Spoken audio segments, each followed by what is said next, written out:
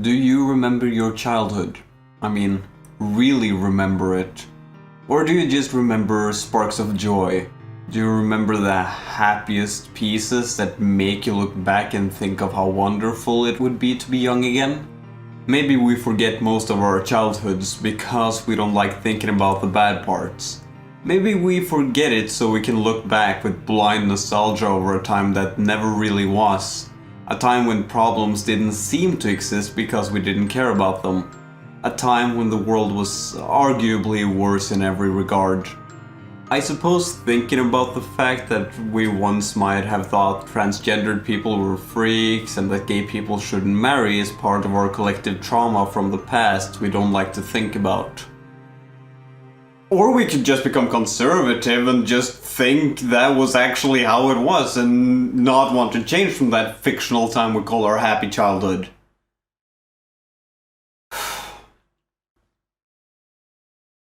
Anyways, today we're gonna talk about It by Stephen King.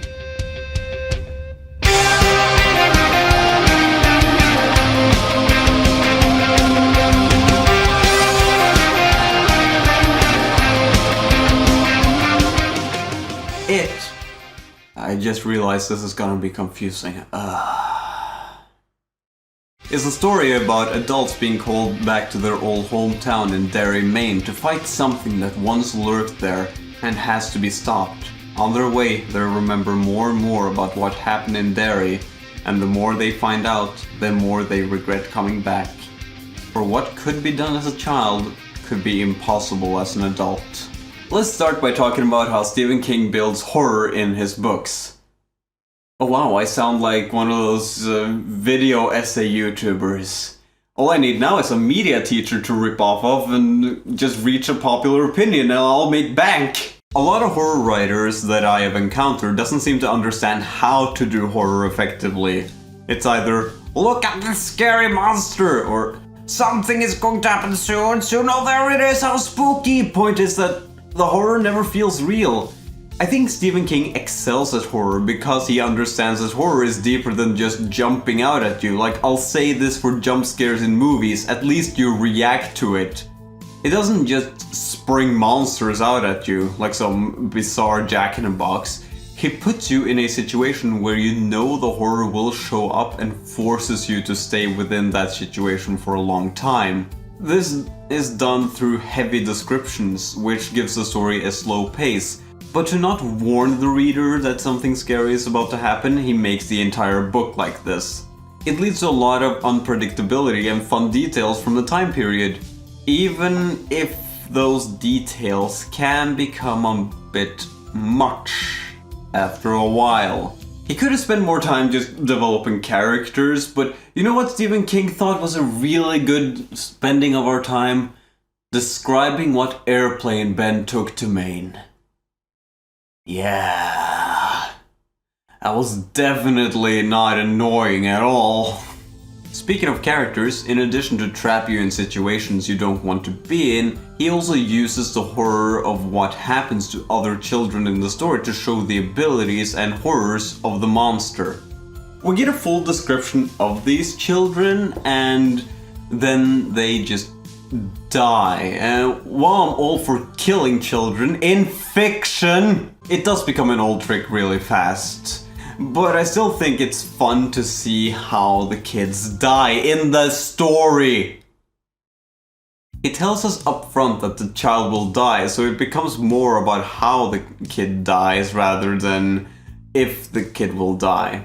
This gets better when you consider that all the characters who get unceremoniously killed has more of a personality. Still, I think it would have been better if we didn't know the child was going to die or not, so the few survivors felt more special, but that's just me. As we're on the topic of survivors, a little reference for those of you who read the book and didn't just come here because you watched the movie and want to know how the book is. Bob. The main characters are all the people who survive their encounters with it. There it is again, it's confusing.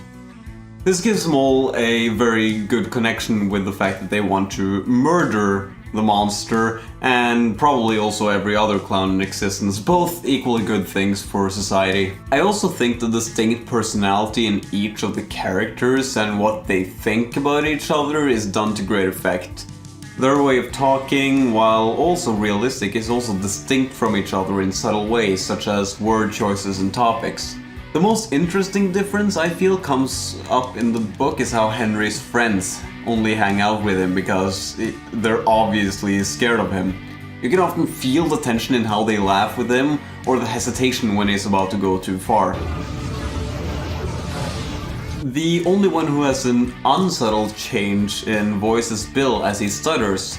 That is not to say that Bill's stuttering is used as a crutch, because Stephen King couldn't imagine another way of talking, of course.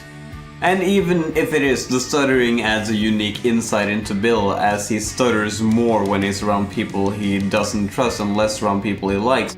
Anyways, let's talk about how it... Stephen King, name your books better. Frames abusive thoughts about yourself and others, so seriously, we're gonna go dark. Let's just briefly touch on abusive behavior and thoughts, starting with Tom's abuse to Beverly. His abuse ranges from verbal to sexual, all under the pretext that Tom views Beverly more like someone he can train like a dog. We're given a reason he is like this, which is that his mother was abusive to him, which has manifested as hatred for women. If this sounds familiar, it's because 50 Shades of Grey used the same kind of backstory for Christian Grey. And no, I won't do a review of 50 Shades. Watch the video by Folding Ideas, who's much better than I could ever dream of being in every regard. The difference being that the story is about Beverly overcoming her trauma and her abuser, whereas 50 Shades of Grey is about pleasing your abuser so you won't get abused anymore. I think Stephen King made the right decision about portraying Beverly's husband more like a monster instead of a damaged puppy. The book also talks about mental self-abuse, most clearly through Ben's thoughts. A quote I was incredibly impressed by was, he thought that fat boys were probably only allowed to love pretty girls inside.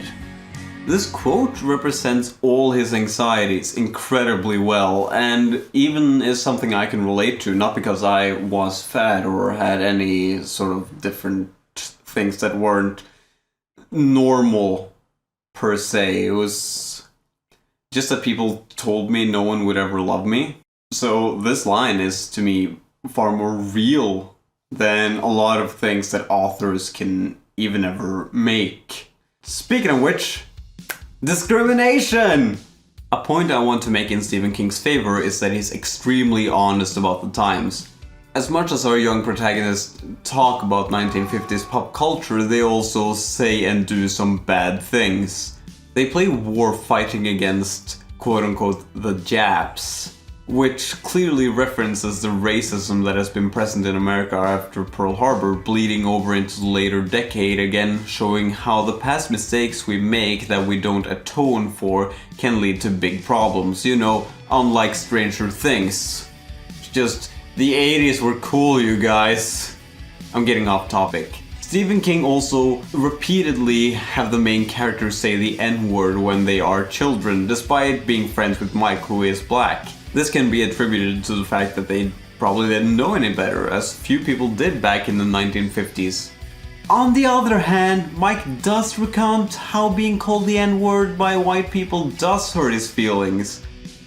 Though rarely as more than a joke when his friends, especially Richie, uses racist descriptions while announcing Mike's presence. You know, I recently had a conversation with my sister about the use of slurs among friends. Not my 4-year-old sister, my 22-year-old sister. That would have been a really disturbing conversation to have if my 4-year-old sister suddenly said something like that. Point being that, she had this thought that as long as everyone's okay with it, it's fine. But I also pointed out, or at least I think I did, if not, I'm retroactively winning the argument. Take that, sis. Now, she doesn't watch my videos, whatever. People can be uncomfortable about telling people to stop doing a certain behavior in fear that they won't fit in anymore. In reality, we never get Mike's input over whether or not it's fine for him that Richie and his friends uses racist descriptions and says the N-word. We never get that insight into him. And that's kind of weird. That always makes those scenes feel uncomfortable, even though he laughs with them. You never know if it's genuine or not. Take that, sis! While Richie is portrayed more as someone with a foot for a tongue who doesn't understand that what he says is racist, Henry is shown to hate people of color because his father has taught him that behavior. Henry is clearly an antagonistic force, not someone you're supposed to be rooting for. Same with the teenagers who, close to the beginning of the book, kills a homosexual man. Stephen King clearly portrays racists, homophobes and sexists as antagonists and all these traits as negative. I won't spend too long talking about the racist and homophobic rhetoric used in the book to accurately portray the time, but I will say that it's great seeing that the book, debating them will get you nowhere, but beating them up and threatening to kill them immediately make the lives of the marginalized better. Like real life!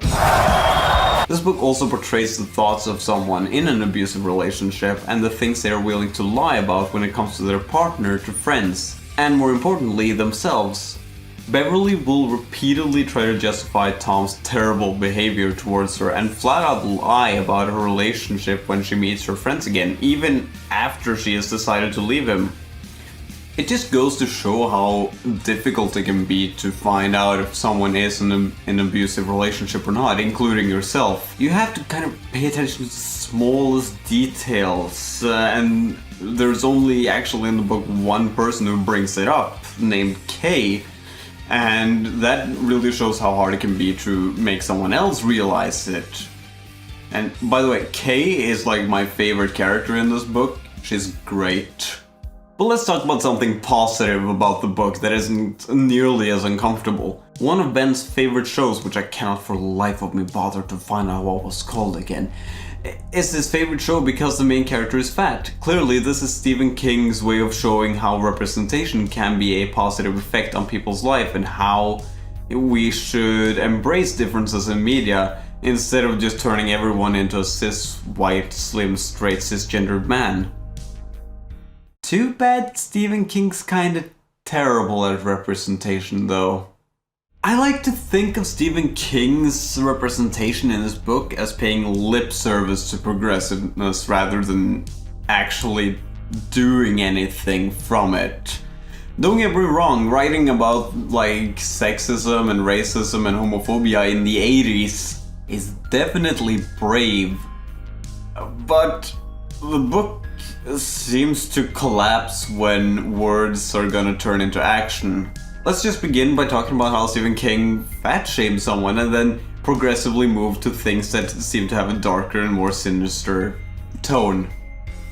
For instance, I find Eddie's wife to be more than just a reflection of Eddie's mother, but also to have been made unattractive because of her lack of intelligence and amount of weight, both of which are played less seriously than any other character experiencing the same issues. Just in case you thought that Ben got away looking good in the story, he doesn't. Every accomplishment he manages feels more like something he does despite the weight. It also doesn't help that the book says that it's his fault for being fat as he comfort eats and buys sugary treats with his money. At least he is more a positive representation when he's young. Later, Ben recounts how he got skinny to anger a gym teacher who judged him for being fat. And while this revenge is great to read about, like, yeah, you show him, Ben, I can't help but think that the book would have been better if it actually supported different bodies and said anyone can be successful, everyone can be loved, rather than now that you fulfill what society deems acceptable, you're allowed to be successful and loved. So while we're on the train of perpetual negative thought, let's go into the problem with Beverly, the one female character. Almost right from the start you get an introduction of every main character in the story, and they're all successful and are usually very happy, with the only differences being Eddie and Beverly. Now, Eddie was married to someone he doesn't like, but he also runs like a limo business or something. So he's still pretty rich and has a pretty good life, even though his wife, who seems to love him, is like not that attractive, which is which is disturbing. Beverly isn't too happy about her marriage because, well, her husband beats her.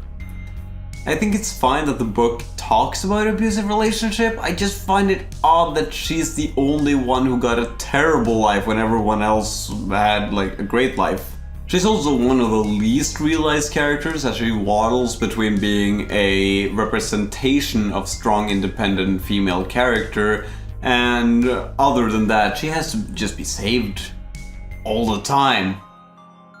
That is when she actually gets to take the stage, otherwise she's just there, strong in the moment where it's convenient, an observer who has to be saved in every other, and otherwise mostly ignored. Because there's one thing her character actually functions as continuously, and that's just as an object of desire. Through the book, all the boys at a young age harbor some desire for Beverly, which is fine, but that seems to be the only thing that she's got going for her. Well, except, you know, that thing.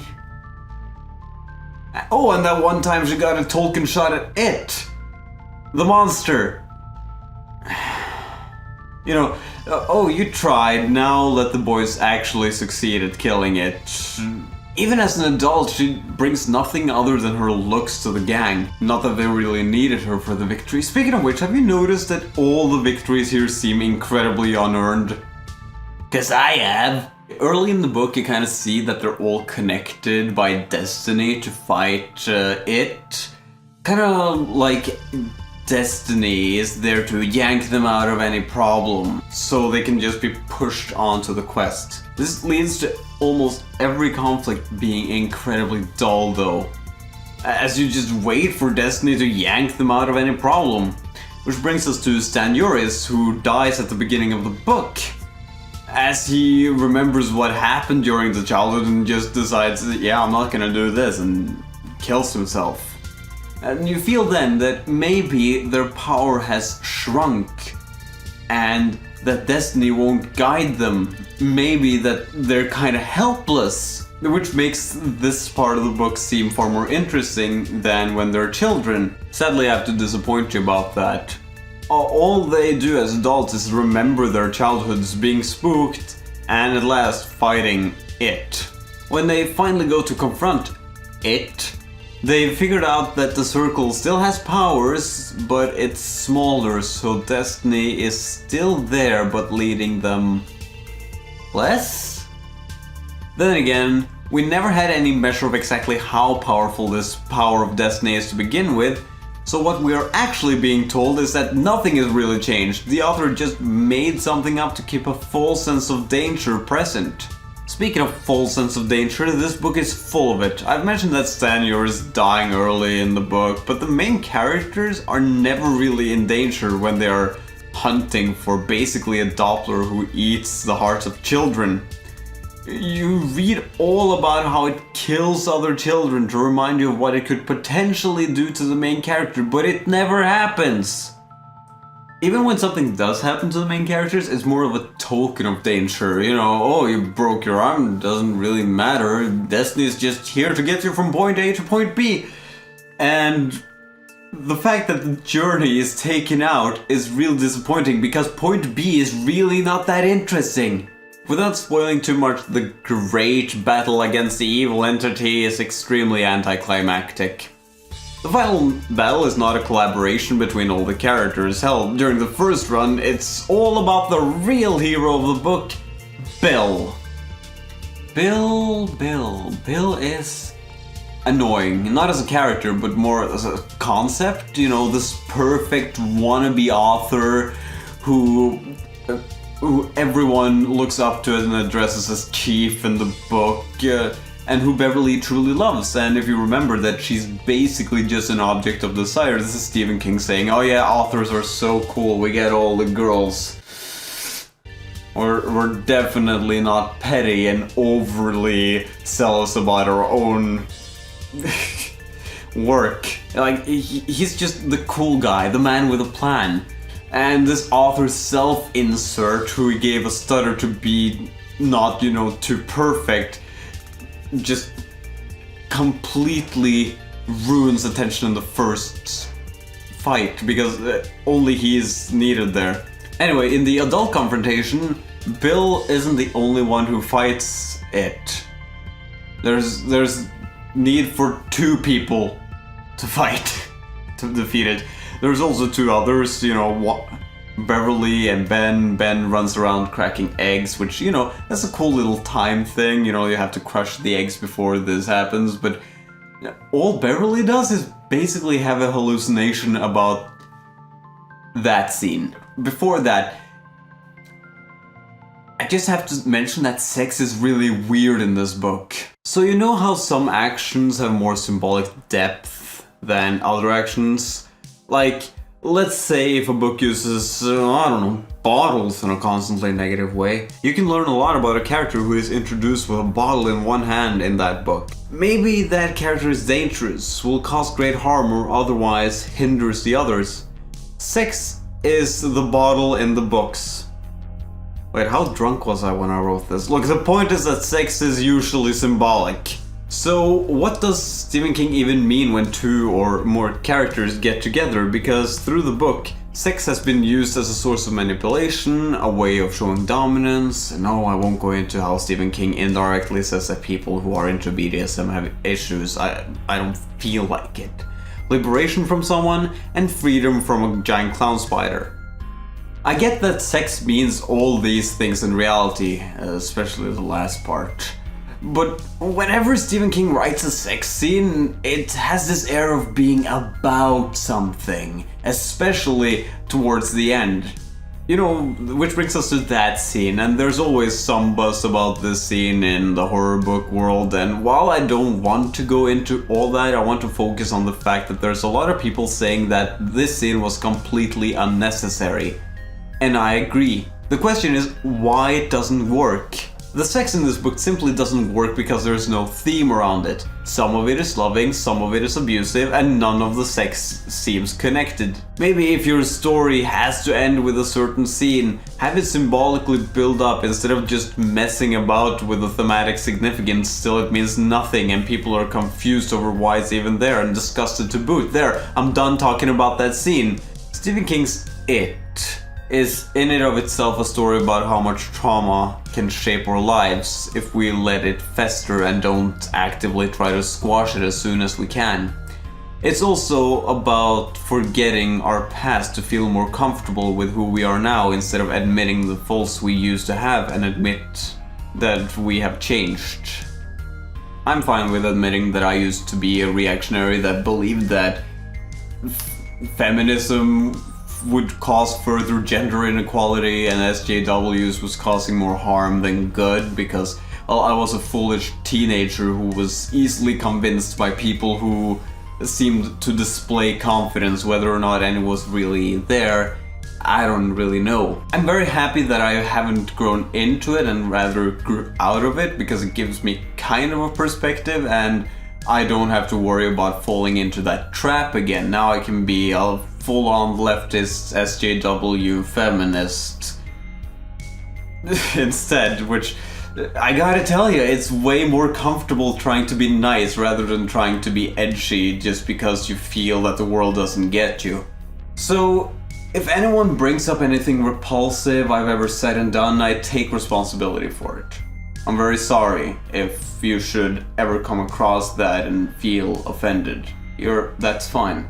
And hopefully I've cultivated an audience that can at least check my privilege and say whenever I say something wrong and go too far, because, that's something I appreciate and I'm bad at checking my own privilege, so please don't hesitate to say I'm a fucking asshole about anything. Now I'm telling you this because Stephen King hasn't written exactly the most progressive book in the world. by what I've been able to glean from it at least.